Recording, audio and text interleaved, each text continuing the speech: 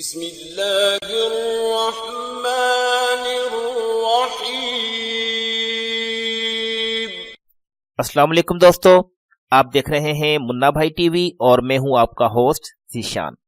دوستو، آج ہم بات کریں گے 19 اکتوبر 2018 عیسوی کو آنے والے اسلام آباد، خیبر پختونخوا اور اس سے ملحقہ علاقوں میں آنے والے زلزلے کے بارے میں۔ اگرچہ یہ زلزلہ کم نوعیت کا تھا، جس کی شدت ریکٹر اسکیل پر 5.2 نوٹ کی گئی۔ زلزلے کے جھٹکے اسلام آباد، پشاور، سوات، شانگلہ، مالاکنڈ اور ایبٹ آباد میں محسوس کیے گئے۔ زلزلے کی مانیٹرنگ کے انٹرنیشنل ادارے USGS کے مطابق اس زلزلے کا مرکز تاجکستان کی ڈسٹرکٹ مرغوب تھی اور اس زلزلے کی گہرائی 137.8 کلومیٹر نوٹ کی گئی۔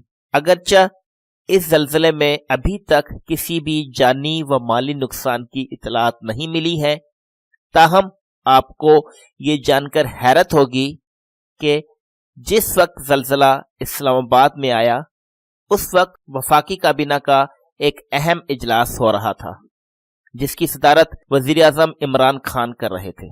تفصیلات کے مطابق وزیر اعظم عمران خان کی زیر صدارت پارٹی رہنماؤں کے اجلاس جاری تھا کہ زلزلے کے جھٹکے محسوس کیے گئے، تاہم وزیر اعظم اپنی نشست پر براجمان رہے۔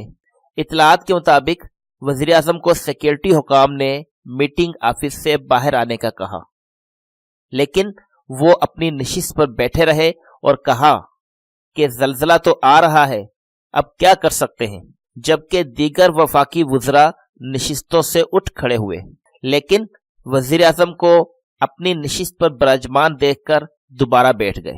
ذرائع کا کہنا ہے کہ اس اجلاس میں وزیر اعظم عمران خان کو وفاقی وزارتوں کی کارکردگی اور معاشی صورتحال پر بریفنگ دی گئی۔